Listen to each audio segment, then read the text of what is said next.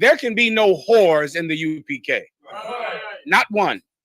If you a whore, you got to leave here. Everybody understands that. I've kicked many sisters out the school.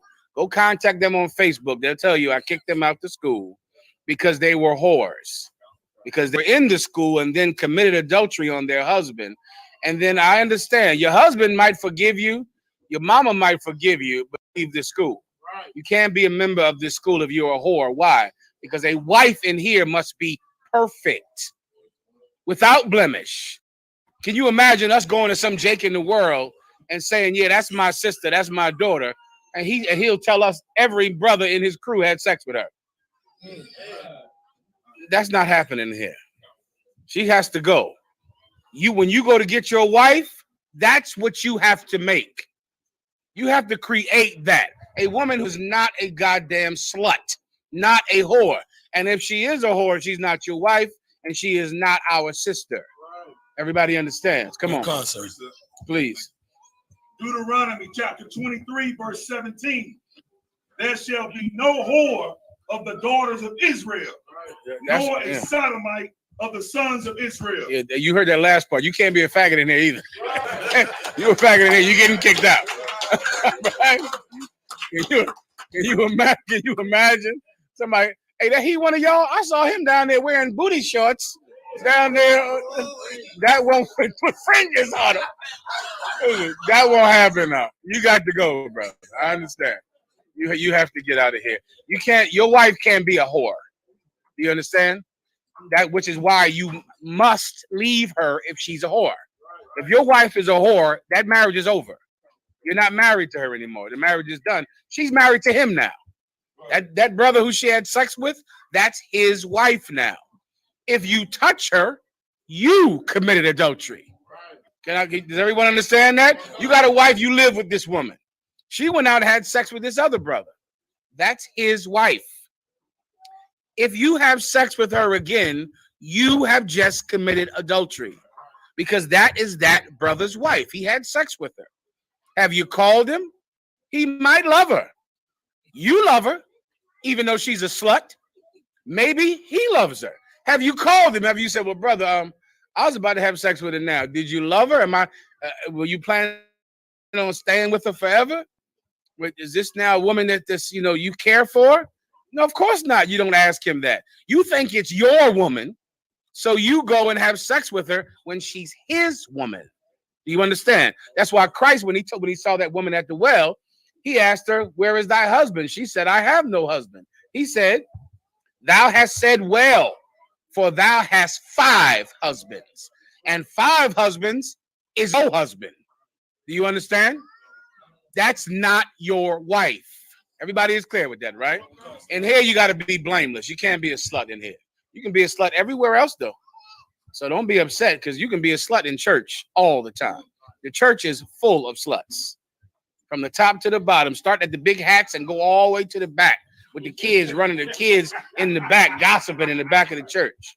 All of them are whores. Reading on. Come on, concert. Not having spot or wrinkle or any such thing. Any such thing. That's perfect. Spot, wrinkle, or any such thing. That's what you have to create in a wife. That. Don't be forgiving of weakness in a woman. So many people, everyone outside of the UPK, they allow a woman to be weak. Not in here. They allow a woman to be a baby. You get my point? Right. Everything she does, I didn't know any better. Well, why'd you have sex with that man? Because I don't love myself. Listen, whenever I talk to a sister and she has already given her self-analysis, I know she's a hypocrite and a whore. Right. Meaning, if you ask her, why did you have sex with that man and cheat on your husband? You see, because when I was young, I was molested, and that made me never learn to love myself. And then I begin to internalize my hatred. And I look at her and go, you're a slut. Because she's already analyzed herself. She knows. I don't have to tell her why she did it. She'll say, well, because I was molested as a child and I never learned to love myself. And so my whole life, what I've done is is inwardly destroy myself because of the pain of my childhood. You're right, sis, and you're a whore. You're absolutely right. You don't have to talk to me because you know why you did it, and you just decided to do it anyway. You understand? That's her. That can be your woman. It's not your woman, even if you think it is. She's not your wife. All right? Keep going. Kind of one concert. But that it should be holy. That it should be what? That it should be holy. You get that? She should be holy, man. That should be your wife. And you got to fight to create that. Because this world, her parents, her friends, the TV, the radio, Beyonce, social, what's the people on the internet that talk to everybody and give everybody their opinion? Influencers, is that the right name? Mm-hmm. Social influencers will not want you to create a holy and decent woman up. They don't want that because raising up good women is raising up a nation. Right. If you can change and transform women, then you change every generation after her, every last one. And that is something that this world cannot have. And so they will constantly pollute your wife. But you as a warrior have to stand in the gap and protect her from herself, from the demons in the air. Everybody understands? Keep going. And without blemish. Without perfect, correct. Keep going. Verse 28. So ought men to love their wives as their own bodies. Shalom, you get that right? So ought men. That's what Christ did for the church. That's what you are supposed to do for her as your own body. Break it down. Go ahead. I mean, no man ever wanted to go without food, so why would you want your wife to go without food? Come on with it. Give me something else, correct? So what, you right about that? Soccer war? If I could, sir, in the U.P.K, we train to be disciplined, have no excuses, and do what our duty is, and you got to make your wife live up to that same expectation. You got to set standards for her to make her be disciplined and to be focused and to not have no excuses. That's damn sure correct. Anyone else? That's correct. Dawada? Salagi, sir. Just as much as we want to have sex when we want to have sex, if that woman wants to have sex, then we have to nourish that marriage. Give him a hand. That's primal. If you would do that, I could get back to the gym. Brother told me yesterday the gym's closed. He ain't giving me any excuse anymore. I said, "Oh, you got me there." If you would have sex with that woman, I'd get to the gym. Right? Yes, that's correct. You want to love her like you love your own body, like yourself, right? Because she is part of you. Think of her like your hand or your feet. She's joined to you, right? Let me tell you, you know what a giant leap forward in marriage is? The point that both of you decide that no one is going to leave anybody. That is a giant leap forward that some marriages go years without ever making. If you're in a marriage and when you get in an argument, there's still an air of maybe it's over. Maybe this is it. Maybe we're not meant to be together, whatever the hell that means, right?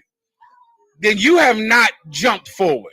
Because there is a point in a marriage where everybody, not to say it happens, but it should happen. There's a point that can happen where both of you know, well, ain't nobody going anywhere.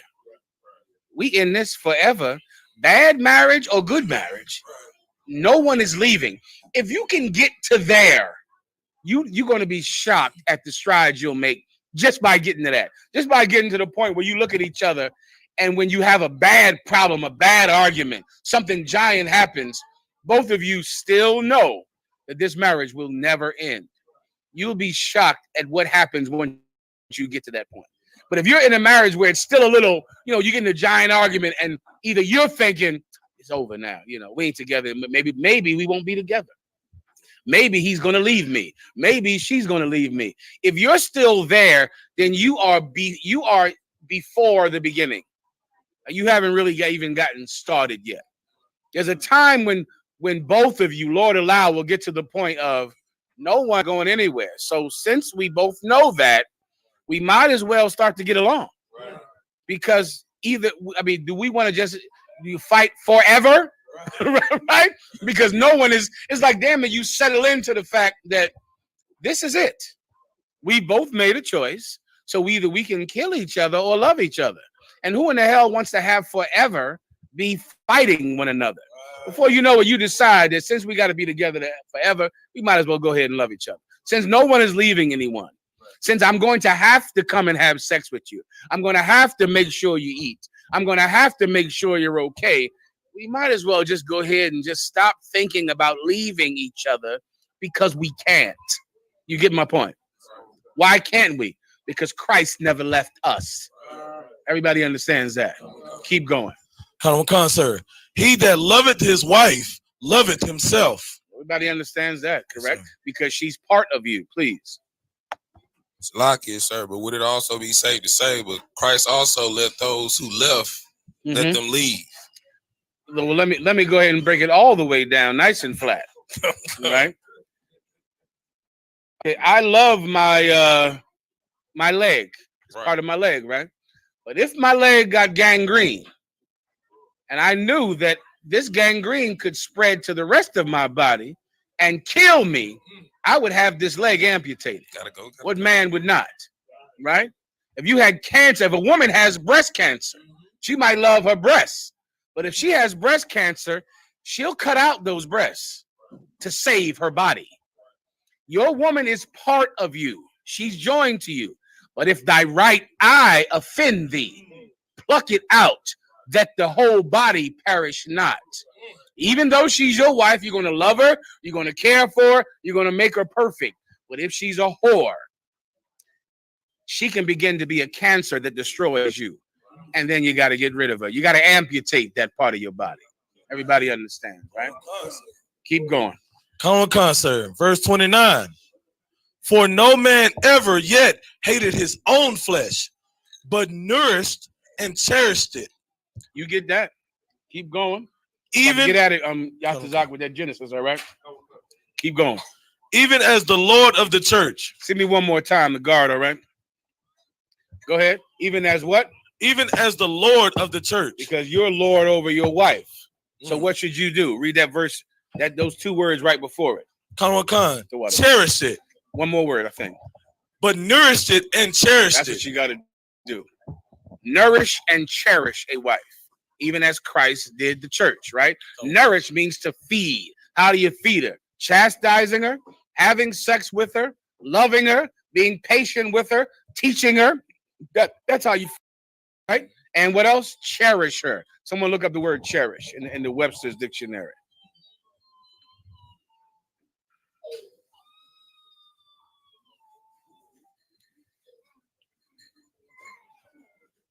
In the back.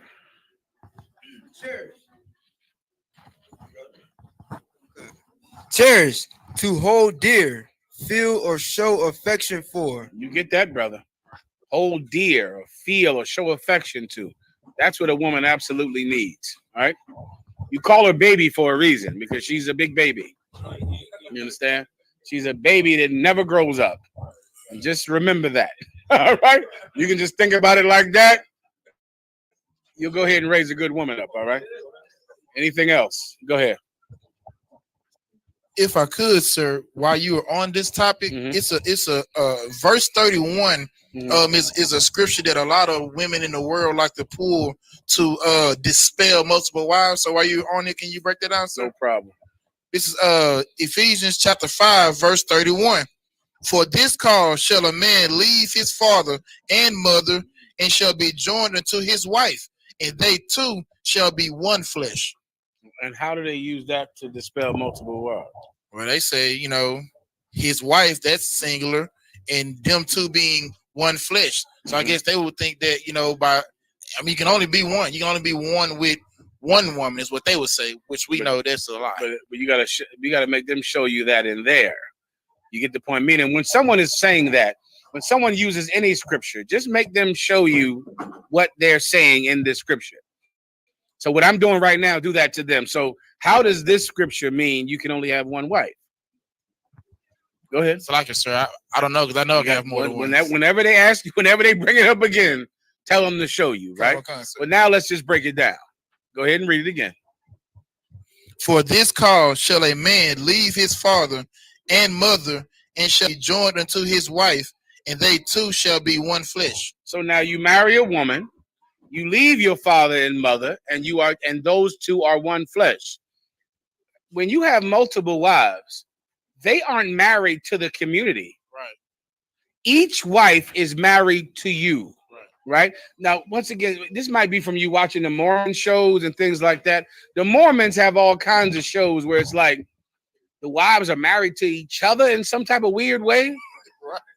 Like, it's hard. Let me try to break it down. It's like in the Mormons, which is what most people are used to when it comes to polygyny. Polygyny means one man, multiple women, right? Whereas like she marries the other wives too. I mean, and they have ceremonies where it's like it's him and the former wives, and they all marry the new wives together, and she becomes part of whatever commune, he's building. That is not real marriage. Real marriage is one man, one woman. That's real marriage. What else does that remind you of? Children. Right? Children. It's the exact same process, right? You might have 10 children, right? But you have a singular relationship with everyone. And it's absolutely singular. It's this daughter, this son, this son. Now, they're all your children, but your relationship with every single one is singular, which is why one child will say, Daddy loves me. The other one will say, Daddy hates me. The other one will say, he loves my sister more than he loves me. The other one will say, he never spent time with me like he spent time with her. Each one will have a damn different opinion of you. Each one. And all argue and fight each other for your attention. Right? Just think about the dynamic of being a father that has children. That's a man with multiple wives. It's the exact same situation. And there is a singular relationship with each one. And that's what this scripture is talking about. You're going to form a new family with your wife. Then you get another one. You form a new family with your wife. And you get another one. A new family with your wife. Everybody understands, right?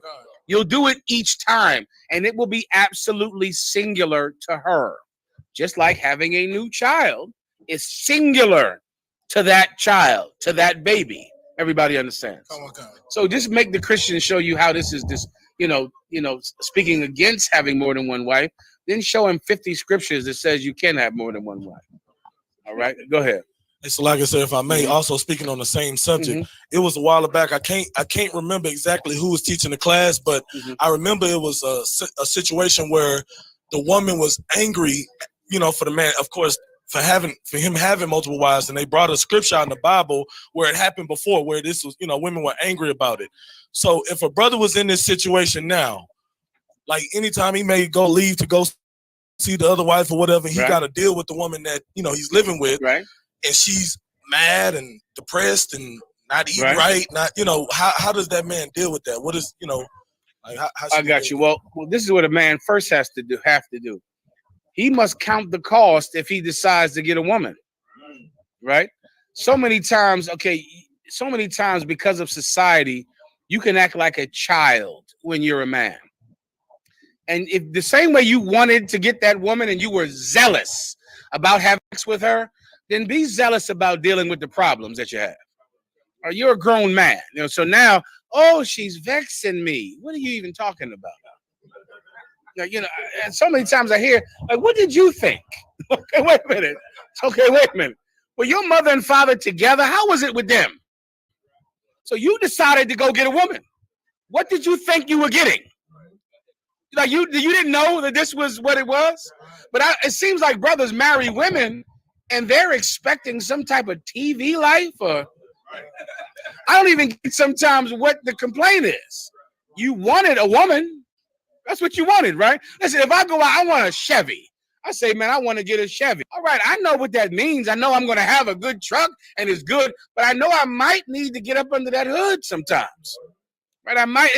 It's not a magical car, right? It might need an oil change, huh? I might have to maintain this thing. Imagine getting a Chevy, it runs out of gas and you go, damn. Every time I fill up the tank. Ran out of gas. Gentleman Hyman, my car ran out of gas. Can you help me? Well, what do I do? Why don't you go down there, go put some more gas in that thing. It's gonna happen again. So when it say like it's on E, when it gets close to the E, go ahead and put some more in there before it runs out. Y'all about to shimmy up, so if you want a Wi-Fi, you're gonna have to work, right? You're gonna have to, it ain't magic. You get my point? You went out. Listen, and this is what blows my mind, right? You got another woman having sex with another woman. You having sex with 2-3 women. You mad because you got to do a little maintenance? You're having sex with 3-4 women.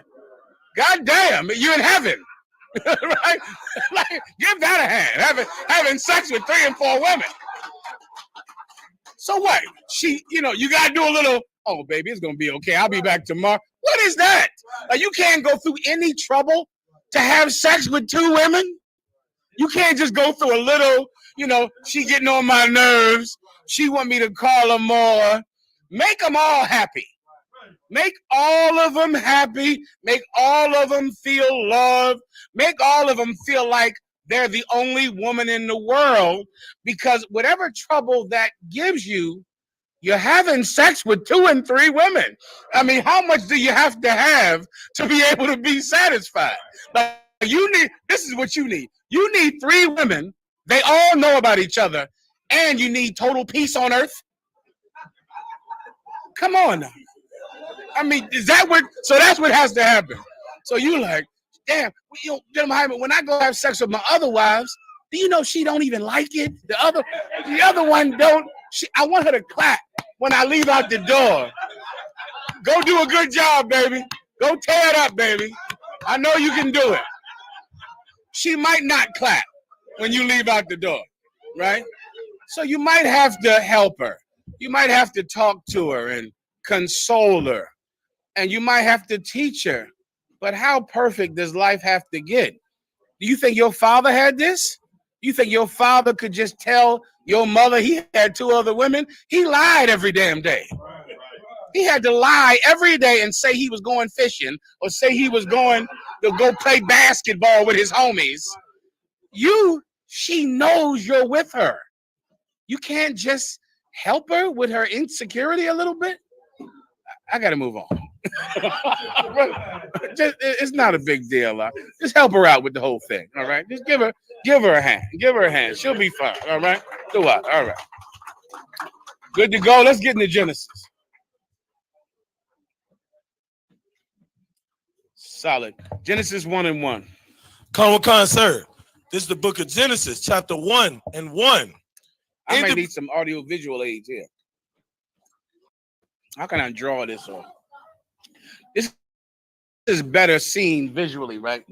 Oh, perfect. Somebody get up on this board right here. Help me out, right? Okay, can we get the camera over here on the board? So we're going to draw a few things right here. Bobbity. Okay, let me see. I might have to do it for you, but I'll see if I can, all right? We're going to read Genesis 1:1.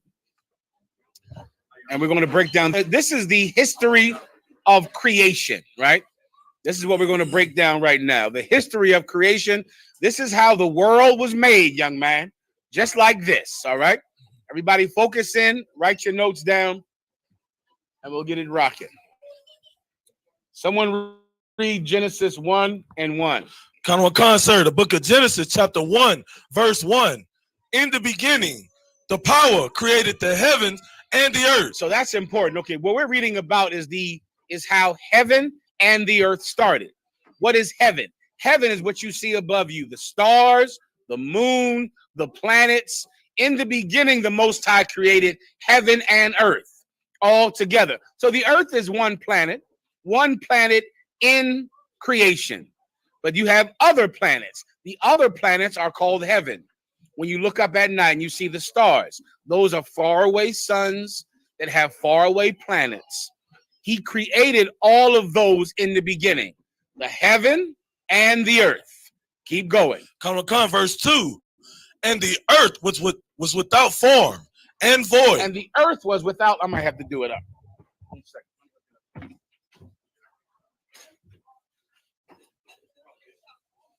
Everybody's on me, right? Is there enough light right here? Read it one more time. Come on, sir. Verse 2. And the earth was without form and void. And the earth was without form and void. So now we got the heaven and the earth. But now we're only talking about what? The earth. In the beginning, the Lord made the heaven and the earth. And the earth was without form and void. Without form and void. Without form means it had no shape and it was void, meaning you could put your hands through it, you could walk through it. It was open.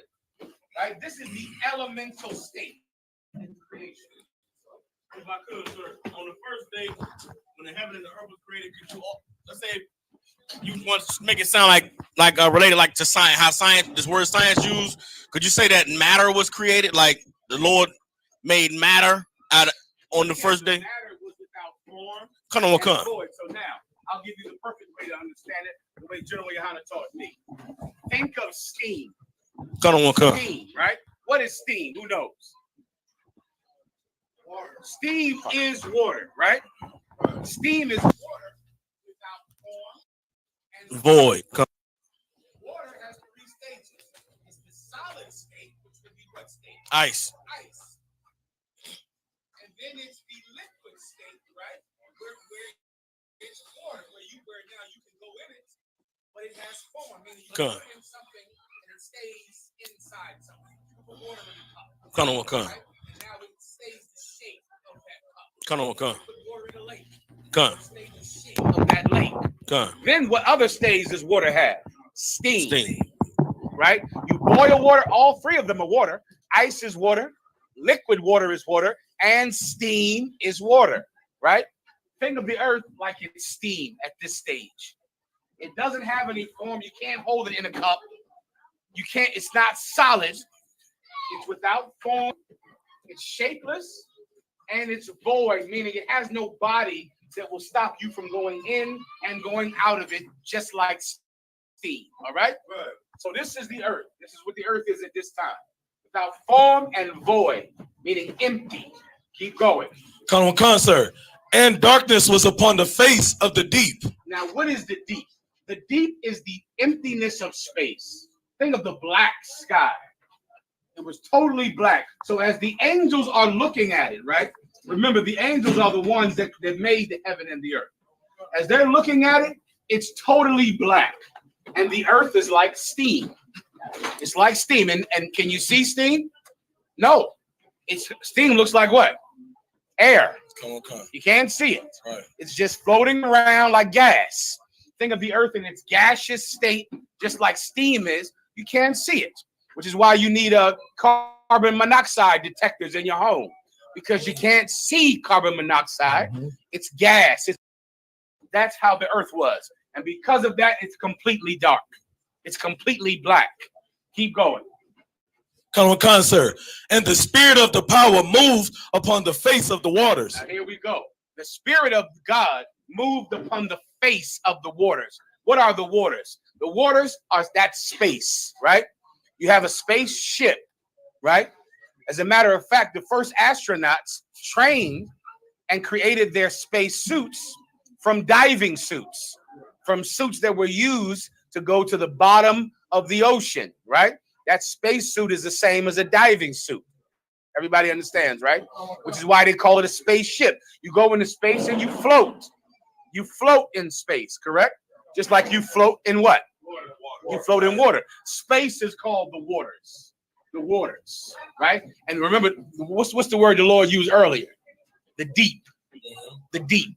Just like what? The waters. Water. Just like deep sea. The face of the deep. The waters is space. Read that part again. Come on, sir. And the spirit of the power moved upon the face of the waters. What's the spirit of the power? The angels. The angels, they use their power to move upon what?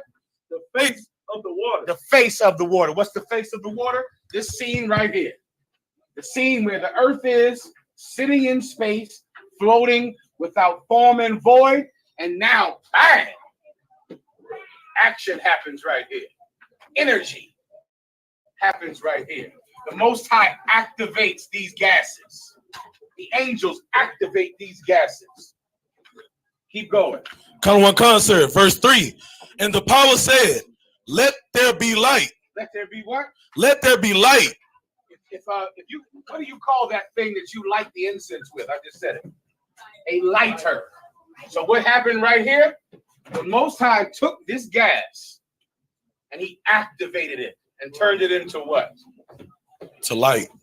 To light, which means what? The sun. He turned it into light. That thing in your pocket you call a lighter, right? Come on. He turned it into fire. Fire. What's in the middle of the earth right now? The earth's core, which is, what's the earth's core? Fire. Fire. Hot, liquid magma. Fire. Fire. He activates it. He takes these gases and he activates it and turns it into fire. This is the beginning of the earth's core right here. When the Spirit of the Lord moved upon this gas, is floating in space, floating in the face of the deep, and he activates it with his power. And now there is light, like a lighter. There's fire right here. Keep going. Come. And there was light. Keep going. Verse 4.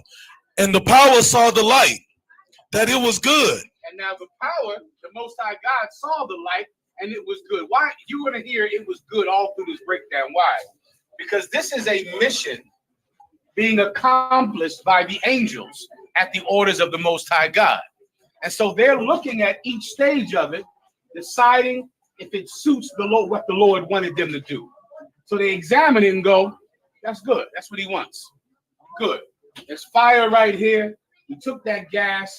We brought it together. Now there's a light. This is good. This is what the Most High wants. We're following our orders by creating this. Let's move on. Go ahead. Come on, sir. And the power divided the light from the darkness. And the power divided the light from the darkness. What's the darkness? Space. Right? So now you have the darkness of space and fire right here. The darkness is over here. The fire is here. Everybody understand? Come on, sir. Keep going. Verse 5. And the power called the light day, and the darkness he called night. And the Lord calls the light day. This is day. This is night. Right here. So what is day? Day is that fire that to this day is in the core of the earth. That was called day. The whole reason we call night and day today, we're naming that after this. But the first day was the fire that began the earth. That at this moment is heating the earth right now. Come on. So in that context, it's not day as in time. No. Light and darkness. It's light and darkness. This is day because there's fire in the sky, fire in space. And it's divided, it's separated, meaning the things that are out here don't go in here. The things that are in space don't go into this fire. It's separate from space. The fire is separate from space. You get my point? But this fire is called day. That's what it's called. Outside of the fire, it's called night. Everybody with me? If you're not with me, say so, all right? Keep going. Come on, sir. Rashad. Go ahead, up. Come on with it.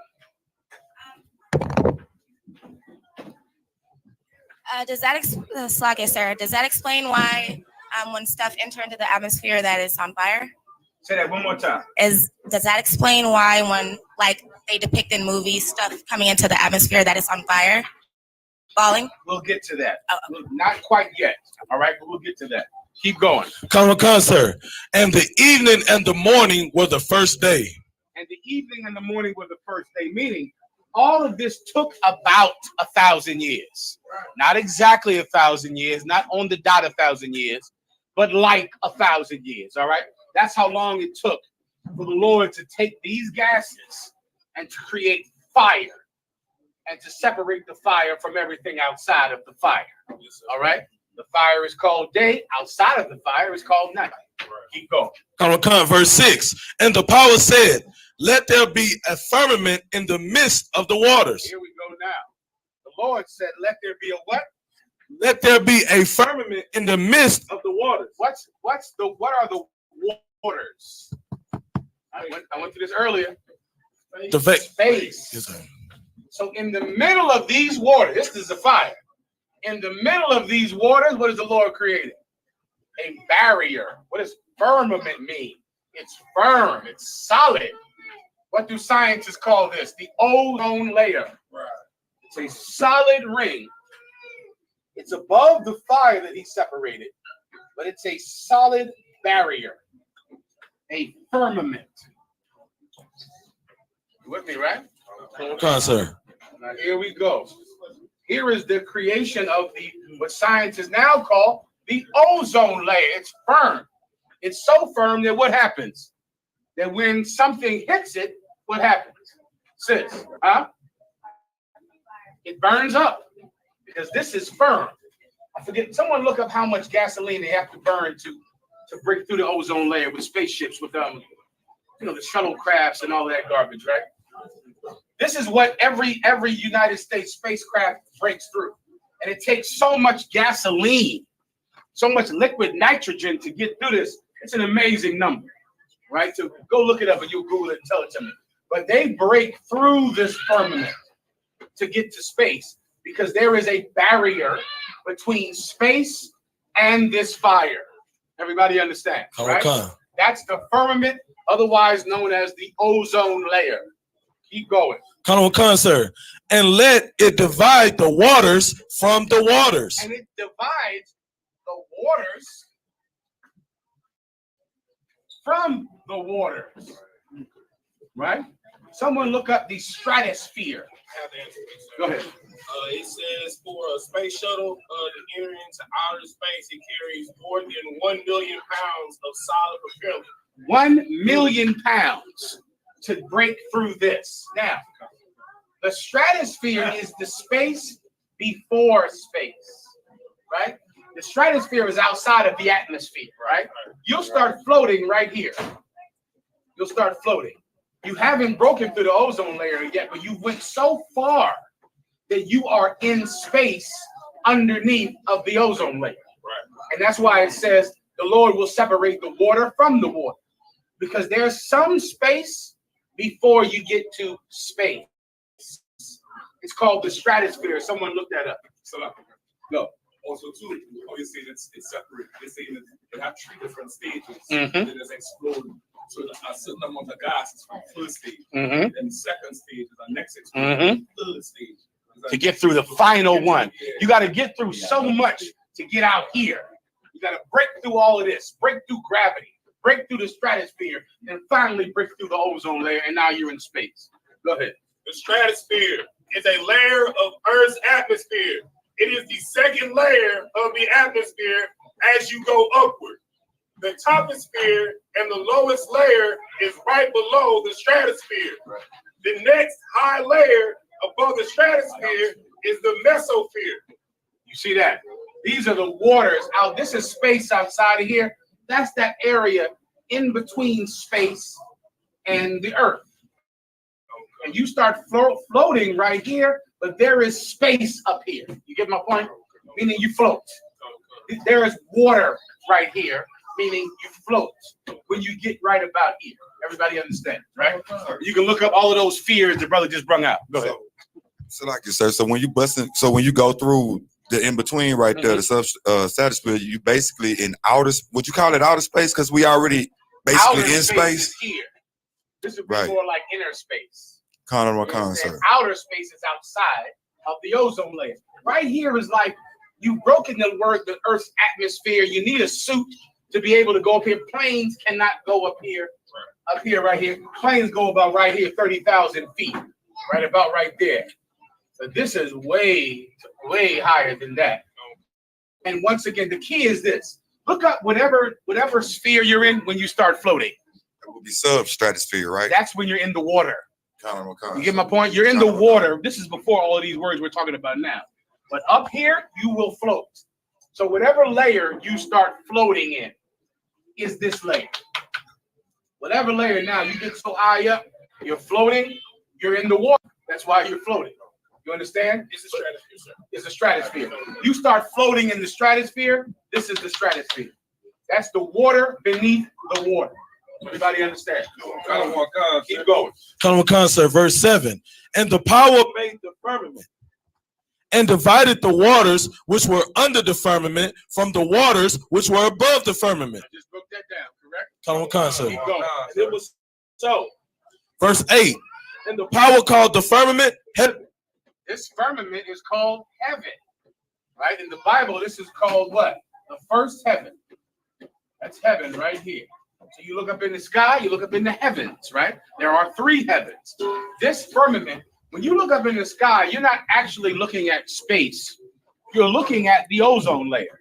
You're looking at a wall that's around the earth. That wall, as you look up at it, is called heaven, right? The birds in the Bible fly through the heavens, meaning this.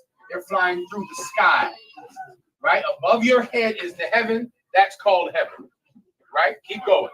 Common concept. And the evening and the morning were the second day. That took about another 1,000 years. About another 1,000 years. Keep going. Verse 9. And the power said, let the waters under the heaven be gathered together into one place. Hold up now. The Most High said, let the waters where? Let the waters under the heaven be gathered together into one place. Here's heaven, right? So now the waters under the heaven. Let the waters under the heaven be gathered into one place. Keep going. Come on, concert. And let the dry land appear. So now you float up here, but now the thing you float in down here is gathered all together. So what does he take? Oxygen and nitrogen.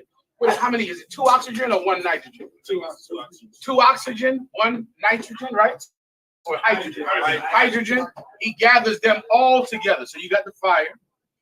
It's in the middle. 2 hydrogen, sir. 2 hydrogen and 1 oxygen. Come Correct? on, sir. He gathers them all together in one place.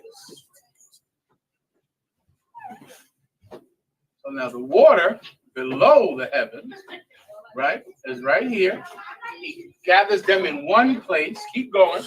And it was so. And it was so. I'm sorry, read the last part about the dry. Come on, concert. And let the dry land appear. And let the dry land appear.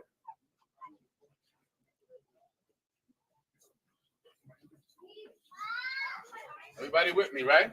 So now this earth now begins to get the water, the thing you float in under the firmament, comes together, and the dry land, the stuff you don't float in, it all comes together in one place. It all appears. Keep going. And it was so. And it was so. It happened. Keep going. Verse 10. And the power called the dry land earth. And the dry land was called what? And the power called the dry land earth. And the power called the dry land earth. Keep going. And the gathered together of the waters called he seas. And he called this seas. Keep going. And the power saw that it was good. And he looked at it. They got orders from Most High. The Lord liked it. They were able to move forward. Keep going. Come on, concert, verse 11. And the power said, let the earth bring forth grass. So now what happens over here on the dry land? Plants start to grow, right? Plants grow on the dry land. Keep going. Come on, concert. The herb yielding seed and the fruit tree yielding fruit after his kind. You get that? Meaning an apple tree makes apples. Grape seed makes grapes. Everything on this dry land begins to now become fruitful. It begins to grow right here. Keep going. Whose seed is in itself upon the earth, and it was so. Keep going. Verse 12. And the earth brought forth grass and herb yielding seed after his kind, and the tree yielding fruit whose seed was in itself after his kind. You get that? I just broke that down. Come on, concert. And the power saw that it was good. Verse 13. And the evening and the morning were the third day. Another 1,000 years, 3,000.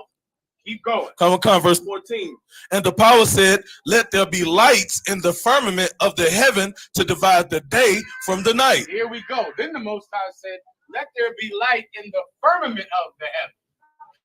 So now the Most High activates the lights to light up the sky. Keep going. Come on, sir. And let them be for signs. And let them be for what? And let them be for signs. And let them be for signs. So at this moment is when the Most High allowed the sun he created to shine its light on the earth. Right here. The moon that he created to shine its light on the earth. Remember, he created heaven and the earth in the beginning. Right. So the sun and the moon were already created. Now this light, bang, gets turned on the earth. The moon's light gets turned on the earth. And these are for signs.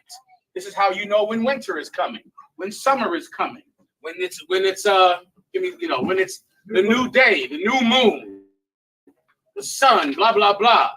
Now their light begins to shine on this earth that they have just created. Keep going. Come on, sir. And for seasons. Get that, right? Keep going. And for days and years. This is the sun and the moon giving its light to the earth in the 3,000 years. All right, this should be the 4,000 years. Hold on. But the fourth, and within the 4,000 years. Keep going. Come on, verse 15. And let them be for lights in the firmament of the heaven to give light upon the earth, and it was so. Everybody understands that, right? The sun and the moon activated. Keep going. Come on, verse 16. And the power made two great lights, the greater light to rule the day, and the lesser light to rule the night. Everybody gets that. That's in specific, the sun and the moon. Stars, all in the firmament. You're looking at the stars, those are the constellations. All those constellations that you know when to plant your crops because of the constellations. You know what type of winter there'll be. You know how to plot a course to travel because of these stars all around the earth. You know these two great lights are the sun and the moon. Right? You need these for seasons, these constellations, these stars. You need them for seasons, for times, and the great lights, the sun and the moon, we're talking about right now. Keep going. Come on, sir. He made the stars also. You get that. Verse 17. And the power set them in the firmament of the heaven to give light upon the earth. Mm-hmm. Verse 18. And to rule over the day and over the night, and to divide the light from the darkness. And the power saw that it was good. You get that, don't you? Keep going. That's the creation or the activation of the stars, sun, and moon. Go ahead. And the evening and the morning were the fourth day. Now that's the fourth day. That's what he did on the 4,000th year. Go ahead. Verse 20. And the power said, let the waters bring forth abundantly the moving creature that hath life, and fowl that may fly above the earth in the open firmament of heaven. So now what happened in these seas? Fish and birds come out to sea. Fish and birds. Fish and birds are extremely similar. Most anthropologists know that today. They know that the scales are very similar to what? To a bird's feathers, right? Fish and birds are extremely similar. Fish and birds. They both come out of the sea. Fish and birds, right? They both have fins, right? Wings, the scales, which are birds' feathers. Keep going. Go ahead. Would that be so they can swim in the different waters? That's correct. One water up here, he's flying through it. One water down there, he's swimming through it. Right. That's why they got thin bone density. That's why their bone density is so light, so they can push themselves through easier. They don't have a lot of body mass, same reason. Right. Keep going. Come on, concert, verse 21. And the power created the great whales and every living creature that moveth. Now, everything. What do you have in here? Giant dinosaurs. Dinosaurs are great whales, as well as crocodiles, as well as giant sea creatures. He made all of those big giant things to dwell in that ocean, in that water, in those seas. Keep going. Which the waters brought forth abundantly after their kind, and every winged fowl after his kind. And every winged fowl, meaning a pelican makes a pelican, right? A dolphin makes a dolphin, right? And they all come out of the sea. Keep going. And the power saw that it was good. Verse 22. And the power blessed them, saying, be fruitful and multiply. Then he said, you know what? This is so good. Y'all keep it rocking. Go ahead. Keep making more pigeons and fish and just go. Then they go berserk. And they mate and they mate and they mate, and it's a ton of them now. Right. Keep going. Come on, sir. And fill the waters in the seas. And fill the waters in the seas with fish, with all types of sea life, and the sky with birds. Keep going. And let fowl multiply in the earth. That's what I just said. Keep going. Verse 23. And the evening. Everybody knows fowl is birds. Come on, sir. Keep going. Verse 23. And the evening and the morning were the fifth day. Verse 24. And the power said, let the earth bring forth the living creature after his kind. What's the earth? The earth is the dry land. Let the earth bring forth the living creature after its kind. So now, keep going. Come on, sir. Cattle. See, these are supposed to be horns, right? Cattle. Keep going. Come on, sir. And creeping things. Right? You got spiders and mice and snakes and everything that crawls around in the sky, and sheep, which are cattle. Right. And goats and all of the animals that walk on grass and eat the grass. Right. They're all here. And the little animals that crawl through the grass. Keep going. Come on, sir. And beasts of the earth after his kind. What are the beasts of the earth? Every animal. Every beast. The gorillas, the monkeys, you name it. If it's on the earth in a tree, eating grass, eating vegetables, here we go. They're getting created right here. I believe this is the fifth day. Keep going. Come on, sir. And it was so. And it happened. The Lord liked it, and it happened. Keep going. Verse 25. And the power made the beasts of the earth after his kind, and the cattle after their kind, and everything that creepeth upon the earth after his kind. Snakes make snakes, cows make cows. Keep going. And the power saw that it was good. And the Lord liked it. Keep going. Verse 26. And the power said, let us make man in our image. Here we go. So now all the animals are created. They're all here. And the Lord said, let us make man in our image. Where is Adam at? Not here. Right. We didn't bring up Adam, did we? Right. No, sir. This is before Adam, young man. Right. This is before Adam. People were created here, not when Adam was created. Right. People are created right now, and this day we're talking about right now. Read it one more time. Come on, sir. Verse 26. And the power said, let us make man in our image. Then the Most High gave the order to make man. He gave the order to make man. And he said, now we made cows and snakes and monkeys and birds and fish, but let us make man in our image. The fish and the goats and the chickens, they aren't in the image of God, because animals do not have the ability to do what's right. You understand? You get a dog, the best dog in the world, he can't understand the dietary law. You understand? He can't see why he should wear clothing. You get my point? He's a dog. He does what his blood tells him to do, what instinct and breeding tell him. A dog has no ability to discern right from wrong. He can please you. He can get food from you, but he doesn't know right from wrong. Why? Because he is not made in the image of God. The image of God means the ability to discern right from wrong, the ability to decide to do what's right, as opposed to what your blood tells you to do, what your lust, your stomach, your teeth tell you to do. An animal can't do that. Man can. Like this, sir.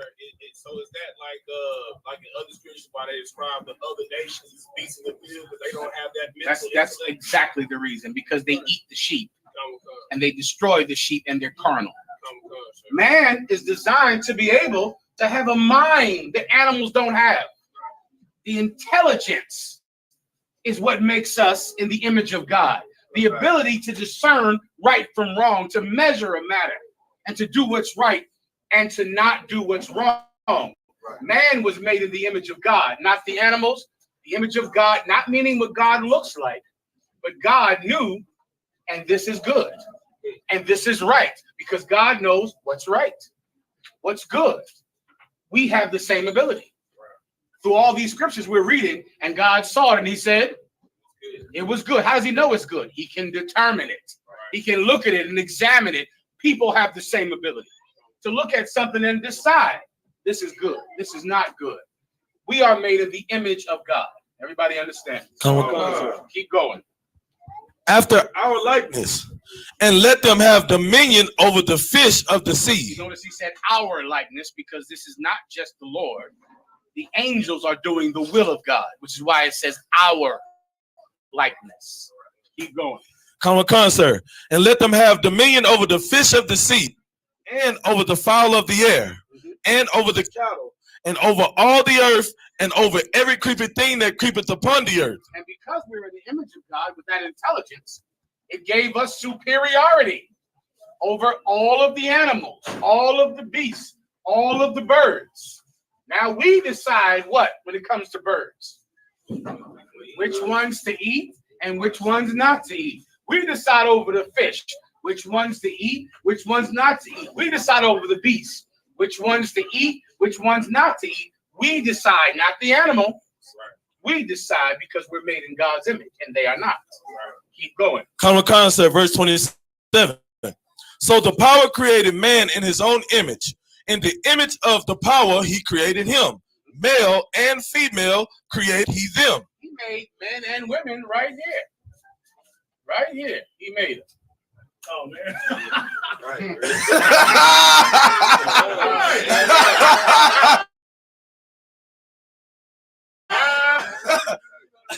Everybody get to the right. He made both of them. Right here. Right. Keep going. Come, verse 28. And the power blessed them. And he blessed them. Keep going. And the power said unto them, fruitful and multiply. This is when people were created. These men, these women, they began to make children. Adam is a descendant of them. This is when men and women were blessed and told to be fruitful. To be fruitful, to have babies. Adam comes from these people. Now they were simple folk. Now, they didn't have the knowledge that Adam had, but there were men and women right here, right now. All right, keep going. Come on, sir. And replenish the earth. And replenish the earth, meaning they fill the earth up with people. They fill the earth up with people. Adam is a descendant of these people. Keep going. And subdued it. And subdued it. Subdue it means what? They go and they control it. Come. They control it. Keep going. Come on, sir. And have dominion over the fish of the sea, and over the fowl of the air, and over every living thing that moveth upon the earth. Keep going. Verse 29. And the power said, behold, I have given you every herb-bearing seed, which is upon the face of all the earth. The Lord told them he's given them every plant to eat. What does that mean? When it comes to vegetables, there is no dietary law within vegetables or fruits, meaning you can eat every vegetable and fruit that's edible. There's some for medicine. There is some for food. They're all for something. You get the point? There's no law between vegetables and fruits when it comes to eating. All right? Go ahead. And every tree in the which is the fruit of a tree yielding seed. Mm-hmm. To you it shall be for meat. Mm-hmm. Verse 30. Meat means food, all right? Come on, sir. Keep going. Verse 30. And to every beast of the earth, and to every fowl of the air, and to everything that creepeth upon the earth, wherein there is life. Come on. I have given every green herb for meat, and it was so. Meaning every animal eats vegetables. Right. Even a dog, a lion, has to eat some grass. Right. Every animal eats vegetables. Vegetables, that's why they grow so abundantly. You know, if you're a lion, you might get to eat what? Once every 2 weeks? Right. You can look it up. It might be once a month. Right. If you're out there in the wild. If you're a cow, you're eating every 2 minutes. Right. Every 2 minutes. Why? Because your food source is everywhere. Right. It's everywhere. It's growing like crazy, and there is no shortage of food for you. Right? Everything has grass and vegetables and trees to eat. Keep going. So like a general for me, is that why, like, say for I got some pit bull, so we just feed the dogs full. I take them out to use the restroom and stuff. They done ate everything, and is that why they still have that nature to want to still eat the grass and stuff? Yeah, animals need it. Like every animal needs some grass, or else it can't go to the bathroom well. It's going to have some type of roughage to be able to eat it, and every animal is designed to eat some portion of vegetation. Come on, sir. Keep going. Come on, sir. Verse 31. And the power saw everything that he had made, and behold, it was very good. You like that? Come on. And the evening and the morning were the sixth day. So people were created in what day? The sixth day. Sixth day is when the Lord made people. No mention of Adam. Right. Haven't discussed Adam yet. But he came in the sixth day. Keep going. Come on, sir. This is the book of Genesis, chapter 2, verse 1. Thus the heavens and the earth were finished. Were what? Were finished. Were what? Were finished. We're finished. This is over. It's done. Finished in 6 days. Finished in what's roundaboutly called 6,000 years. No Adam, right? No Eve. Right. Creation is over now. Unless you don't know what finished means. I think you do, right? Right. Creation is finished in 6,000 years, in 6 days. Keep going. Come on, sir. And all the host of them. All of them. What's the host? Everybody. All the fish, all the cats, all the dogs, all the people. Everything is done in 6,000 years. Everything that's on the earth is on it in 6,000 years. Keep going. Come on, Genesis 2, verse 2. And on the seventh day, on the seventh day, the seventh day is after the work is finished. On the seventh day, go ahead. The power ended his work. He did what? He ended his work. He did what? Ended his work. Work is over. Adam's creation is after creation. Right. It's when the work was finished, which makes Adam's birth a rebirth. Adam was not born. Adam was born again. Give him a hand. Go ahead. Salaki, sir, because I believe it's in Hebrews where they explained that Christ and the angels created everything. How could he have created everything in Adam? You mean people? You right? Mean Because what the Christians say. Well, what the Christians say, right? It don't make no damn sense. I mean, yeah, it doesn't. Right. So now you got Adam. So this is the seventh day. Go ahead. Come on, sir. He rested on the seventh day from all his work which he had made. Verse 3. Go ahead. And the power blessed the seventh day and sanctified it, because that in it he had rested from all his work. So, sorry, keep going. Come on, sir. Which the power created and made. So the same way we call day and night, we call the daytime and nighttime. We're doing that in remembrance of the first day. The first day was the fire that was sparked in the midst of the firmament. The first night was the darkness outside of that fire. That's also the reason that we call the seventh day the Sabbath. Because on the 7,000th year, the Most High did no work. So neither do we. Because in that 7,000 years, he has spent over 6,000 years working on creation with him and the angels, right? On the 7,000th year, he didn't do any work. In remembrance of that, we honor the seventh day of the week. Everybody understand? Keep going. Come on, sir. Verse 4. These are the generations of the heavens and of the earth when they were created. No Adam still, right? No Adam, because those generations are over. I believe we can go down to the desk now. No side crack. Give me a hand. All right.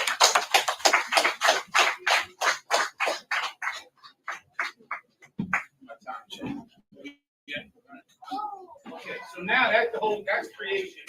That's the physical creation. It's over.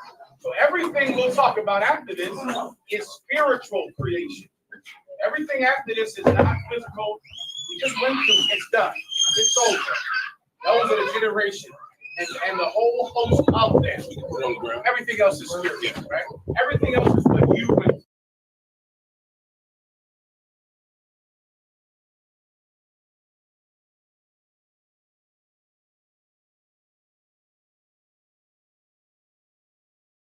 For the virus. Hey, Most High Christ, this type of life ain't for the weak. You gotta sacrifice. Give it up. We sin unaware. Niggas go against the grain like they cutting hair. But I'm a priest and prophet. I gotta teach. You might not get to see me 7 days out the week. You got questions, we got breakdowns. U.P.K about to spread like a breakout. Refuse, this is safe house. Hey, not too many takers road, but it's a safe route. Battle like a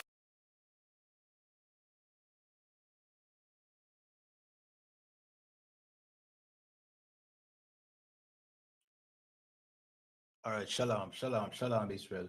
Welcome again to another Breakdown podcast. You understand? This is the Breakdown podcast hosted by Captain of 13,000, Captain Nayatak out of the I.S.U.P.K, and Officer 500, Kayadwan from I.S.U.P.K, Jamaica. You understand? I say, Yahweh Shem Yahweh thumb to my brothers, Yahweh Shamar Alathon Basham Yahweh to my sisters.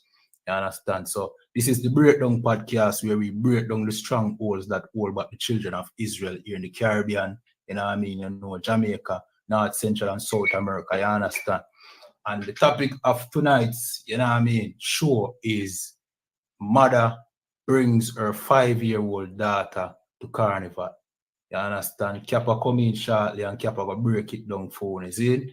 You know what I mean? But to the people them on TikTok and, you know what I mean, the various social media that we are currently streaming on, you know what I mean? Put it in the chat whether or not you think this is moral.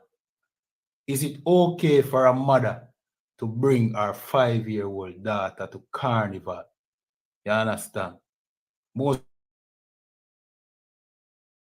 people know what carnival is. See? And some people seem to don't want to admit what carnival really is. Yeah. Hey, Shalom. Shalom. What's going on now? What we got going on here? Why be a problem, sir? You know what I mean? Some mother bring her 5-year-old to, you know what I mean, that 6 hours. You talk more these black queens? Yeah, these black queens, you know? Yeah, man. I mean these women who, you know what I mean, want to have a Cinderella, you know what I mean, ending. Gonna want gun. I mean, gonna want gun, sir. Yeah. I mean, and that shows that, you know what I mean, we need black men in these houses. Right. Right? We need black men. Kind of one cancer. Right? So that we could grow our daughters up in the right way. Because leaving these women to grow these children up, we're gonna be in hell. Right. I mean, like we are right now.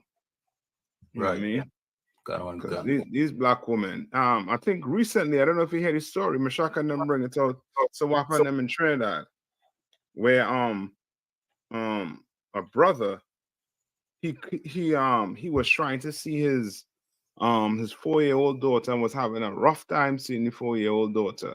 Lo and behold, the man who was with the child mother, you know what I mean, unalive the child, take the child head off.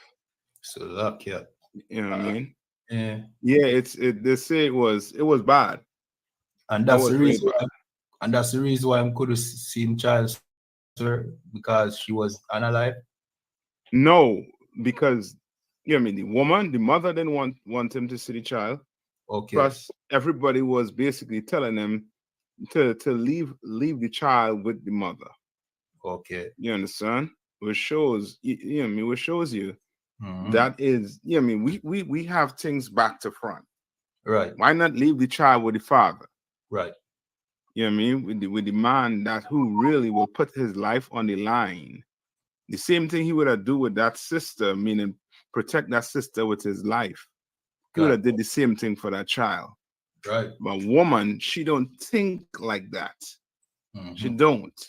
You know what I mean? She think taking her the middle bring the story up. You know what I mean? Go ahead. Gun. This says Anne Marita Golden embrace carnival tradition with daughter. Yeah, you could put it up on the screen too, because people out there, they may not know what you call it again, what carnival is all about. They think, you know what I mean? I mean, this is what carnival is all about, being naked. Right. You know what I mean? Naked as you know what I mean? Only thing is like coming out your house in a panty and bra or thongs. You understand? Because they're showing the back there, you know what I mean? Tail is out. You seeing them buns. You know what I mean? And she is smiling like, you know what I mean, like it's something excellent or great when you are teaching your daughter to be teaching her from young. Kind of one cancer. You know what I mean? You know what I mean? Like come on. No, go ahead. Just to add to your point, sir, you know what I mean? Like what you said, it is basically them coming out in panty and brassiere, sir. There was this, you know what I mean, picture of a sister with her wardrobe malfunctioning, and it was as if she was naked because, you know what I mean, her underwear was basically riding up into her camel toe. You know what I mean? And it swallowed up the entire underwear, so it is as if she was naked. You know what I mean? Right. Yeah. And now she is going to want a man to treat her like a queen or a princess. Yeah. You know what I mean? I'm saying queen because, you know what I mean, that's how, you know what I mean, we think. But we know in Israel there's no such thing as queen. You understand? These heathens have queens. You understand? We don't. We have princesses. You understand? Or princess. You understand? You know what I mean? So now, my question is, where's that child father? That's my big question. If I could interview that sister right now, where's that child's father? You can almost guarantee that this mother and the father is no longer together. Some reason. You know what I mean? Yeah. I'll be shocked if the father with the mother. I'll be extremely shocked. You know what I mean? Then I'm gonna have to look at this dude sideways. He ain't doing his job. He is taking on his full responsibility of being a man in that house. Right. You understand? And you're a man in your house. You're gonna have to, you know what I mean? You gotta be the one that bringing that discipline. You understand? You're gonna have to make sure that child has a very high like moral compass. You understand? That child needs that integrity, needs it to survive in this place, or else she's going to be turned out. And as you're saying, this is child abuse. Right. You understand? You as a parent, you know what I mean? Like, come on, man. Like, you had to dress like that. At least don't let your daughter see it like that. Right. Now, I could only wonder, you might walk around the house naked in front of your little girl. You know what I mean? That's where my head gonna go now with seeing stuff like this. You know what I mean? Seeing stuff like this will have my head going. She's walking around the house there with no clothes on, no bra on, nothing on inside our house. And that little girl is being sexualized at a young age. She doesn't know what the hell taking place. And now if somebody try to, you know what I mean, do something to her, how she's gonna respond? Mommy, you know what I mean, mommy not even teaching you. You ain't supposed to dress like that. Right. And how could mommy be teaching you? You're not supposed to dress like that. And she dressing like that. Right. So lucky, sir, to your point, you know what I mean? You know what I mean?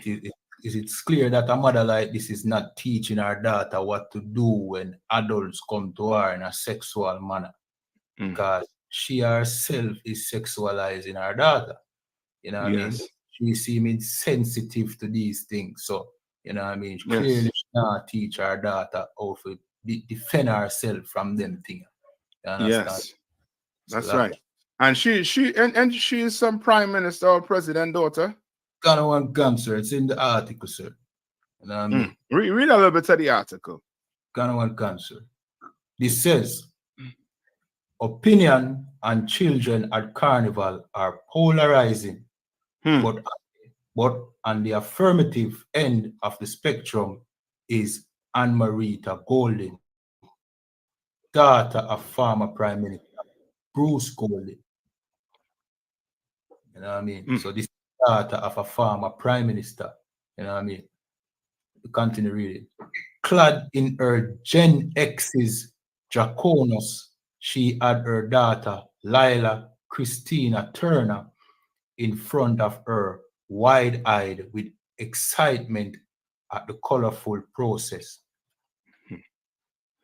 And they're trying to make this look like it's, you know, I mean, it's something nice. Like Carnival is, you know, it's all about the costume and this, that, the other. You know what I mean? Why? Okay, if it's all about the costume, right? Why every year the costumes seem to be getting less and less? Right. You know what I mean? If it's about the costume, I would think, you know what I mean, you ain't gonna be dressed in your panty and bra. Right. You know what I mean? And then telling me that it's art. You know what I mean? Got one concert. Think they look like they literally went into Victoria's Secret art. You know what I mean? Per a few, you know what I mean, add a few cloth here or there. Right. And come out. Some feathers, some feathers there, you know? Yeah. And now, brother, if you think Jamaica bad, because they're in Jamaica, right? Got one concert. You think Trinidad was? Well, somebody worse than them is Brazil. Brazil, them sisters, brother, they be fully naked in the street. Feather stick in the hair, glitter on the chest, glitter by the box, glitter on the behind, and they are in the streets. You understand? And all this has to do with what? With them serving a God and they don't even know it. Right. Because to them, they're having fun. And that's the problem with Black people. All we care about is just fulfilling with lust, having fun, being entertained. When life is not just that alone. You understand? There's certain consequences to come from you having fun. You might like to smoke weed. You understand? Does that mean it's right? You might like to snort cocaine. Does it mean it's right? No, you dress like this. Telling somebody who's snorting cocaine is wrong. How you do that? So that, you know what I'm saying? Sir, if I may, sir, the article says that the daughter's eye was filled with excitement. When you look at this picture, this looks more like confusion than anything else. Sir. You know what I mean?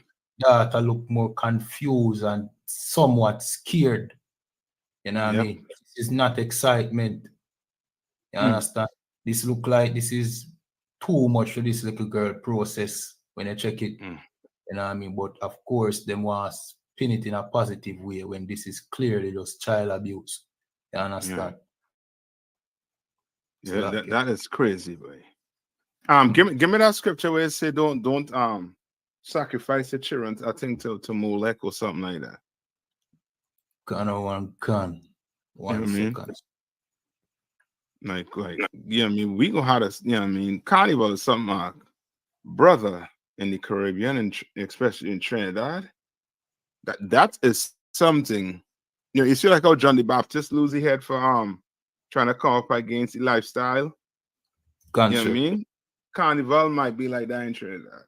You liable to lose your head out coming up against Carnival in Trinidad. Brazil. Come on. Some sister commented on the video and said that they have kiddies carnival in Trinidad. Yeah, they do have kiddies carnival, but kiddies carnival, the kids and them from in my timing, they were dressed up. Like I play kiddies carnival, but I had on clothes. I didn't have on no drawers. You know what I mean? And bareback. You know what I mean? What is confusing is the kids and them, they're playing kiddies carnival, they dressed up, you know what I mean? They're covered.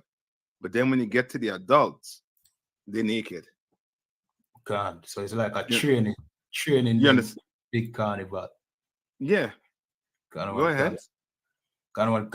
This is the book of Leviticus chapter 18 and 21, and it says, and thou shalt not let any of thy seed pass through the fire to Molech. Right, and that's because back then, right, we were trying to do what? Worship who? Molech, and we were having our kids do what? We was actually yes. It's kind of one cancer. You understand? And now today, you understand? You call yourself a Christian. You call yourself a follower of Christ.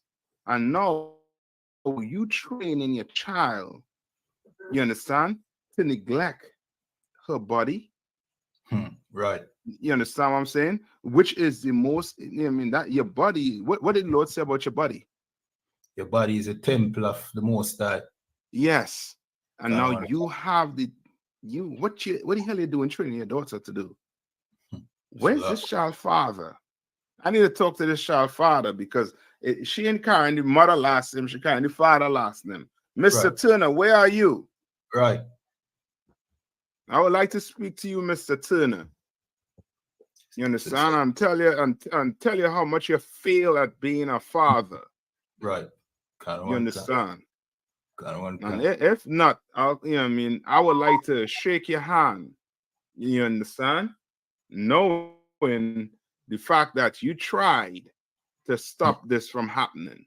You understand? But we're gonna definitely have to, start to speak out against this type of, behavior from, from Black women, Hispanic women, Native Indian women, and brothers also too. You understand? We gotta speak out against this. You know what I mean? Right. It's time for us to stop angering the Lord. Right. You understand? Come on. Cancer. It says, neither shalt thou profane the name of thy God. I am the Lord. Right. You profane the name of the Lord. The Lord call you what? You are his chosen people, man. Right. Like the Lord reputation rests in you, Blacks, Hispanics, and Native Indians. You understand? It rests in you. You know what I mean? Why it is we on the island, we quick to condemn, you know what I mean, the LGBTQ community. But this type of lifestyle, we don't. Right. When the Bible condemns both of them, and the Bible looks at both of them as being sin. Right. You understand? Now you want to go carnival, but you dress like that? No, go put some clothes on, man. Let your husband see that body. I shouldn't have to be looking at your body. Right. You understand? And who knows if the child is ashamed of that mother for being naked. Who knows what that child gonna go through? Right. You understand? Especially if she going to school with boys and say, yeah, I see a mom. I see a mom. You know what I mean? I saw all of your mom. You know what I mean? How that child gonna cope with that type of, you know what I mean? You're a grown woman and you doing that. You know what I mean? Salakia, sir. Come on. This child might have to go to school and have to, you know what I mean, different people coming up, you know what I mean, like what you said, talking bad about her mother.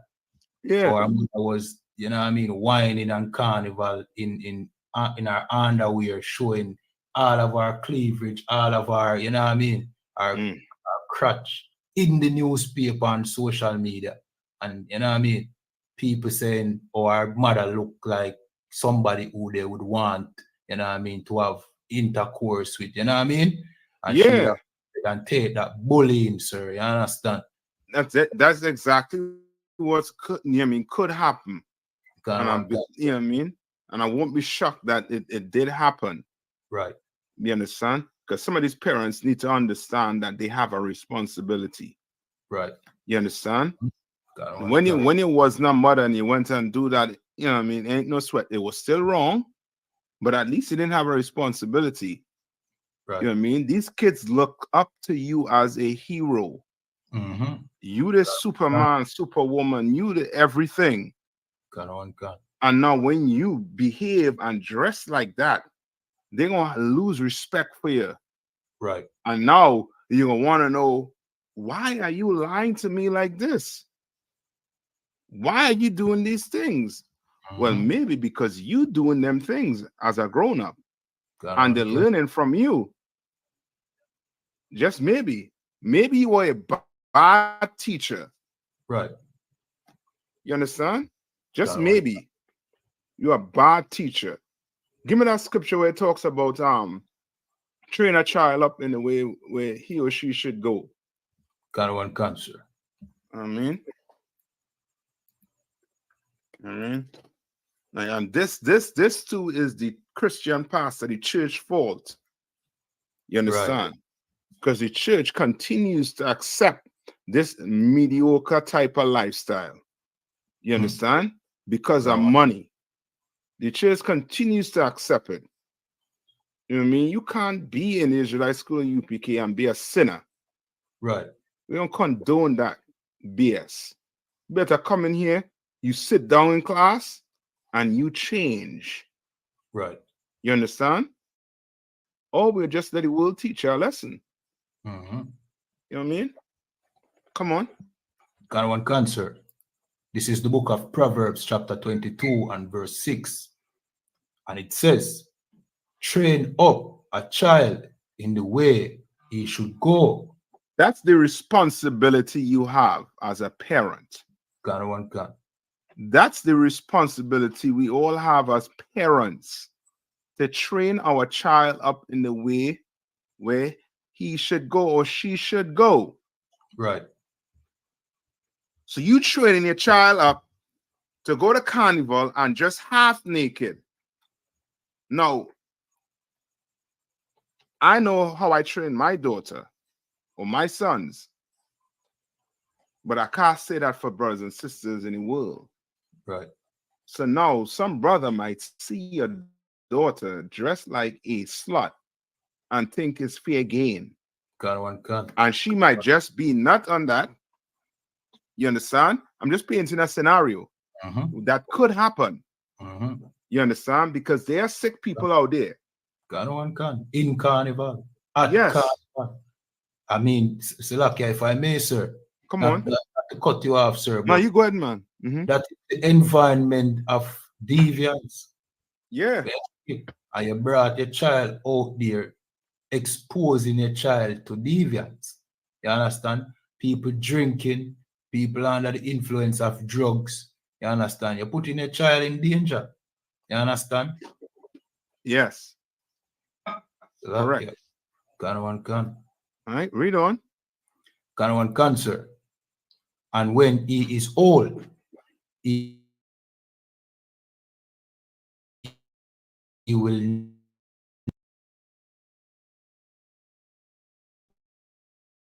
not